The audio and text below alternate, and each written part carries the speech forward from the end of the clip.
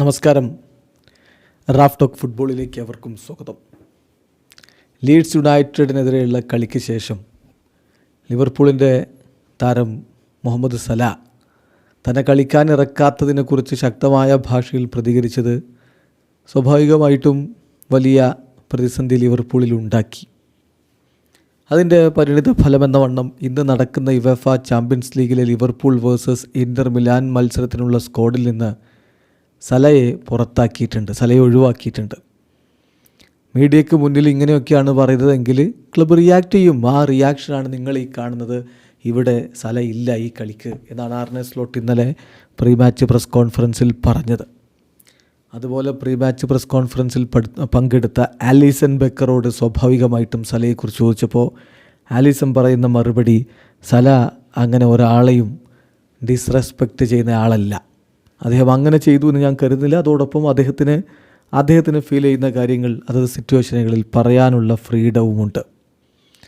പക്ഷേ ഇത് അത്ര ഈസി ആയിട്ടുള്ളൊരു സിറ്റുവേഷൻ അല്ല എന്നുകൂടി ആലിസൺ ബെക്കർ പറഞ്ഞു വെക്കുന്നുണ്ട്.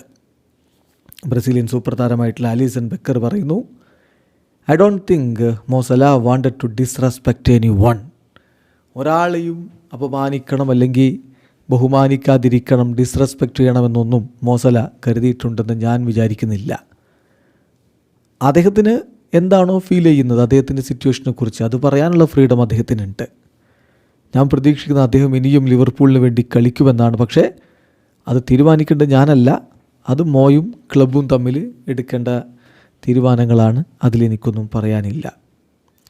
പിന്നെ ഇതൊരു ഈസി സിറ്റുവേഷൻ അല്ല. ഒരു ഗ്രൂപ്പ് എന്ന നിലയിൽ ഏറ്റവും നല്ല രൂപത്തിൽ ഇതിനെങ്ങനെ മാറ്റാമെന്നുള്ളതാണ് ഞങ്ങൾ ഇപ്പോൾ ചിന്തിക്കുന്നത്. ഞങ്ങൾക്ക് എല്ലാവർക്കും സലയുമായിട്ട് പേഴ്സണൽ റിലേഷൻഷിപ്പ് ഉണ്ട്. ഞാൻ യൂറോപ്പിലെത്തിയത് മുതൽ മോക്കൊപ്പം കളിക്കുന്നുണ്ട്. 1 വർഷം റോമയിലും 7 വർഷം ലിവർപൂളിലും.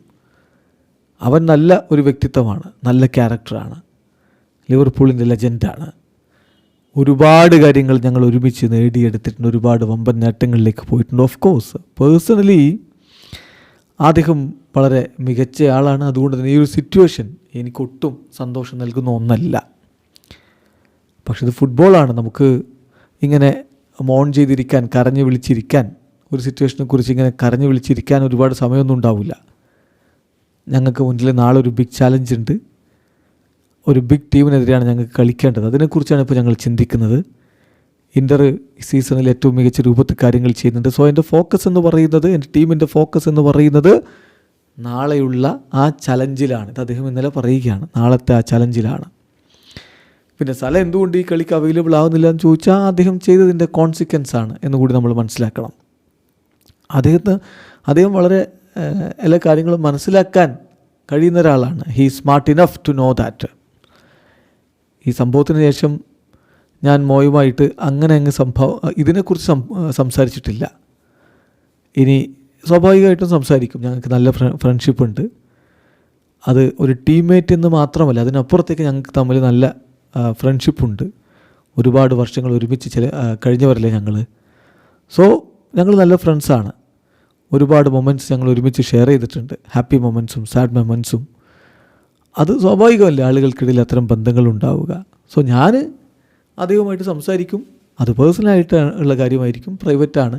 അതുകൊണ്ട് അതൊന്നും പുറത്തു പറയാൻ ഞാൻ ആഗ്രഹിക്കുന്നില്ല എന്നുകൂടി ഈ വിഷയത്തിൽ ഇപ്പോൾ ആലിസൺ ബെക്കർ വളരെ വളരെ പാകതയോടുകൂടി പറയുന്നു. വീഡിയോ അവസാനിക്കുന്നു.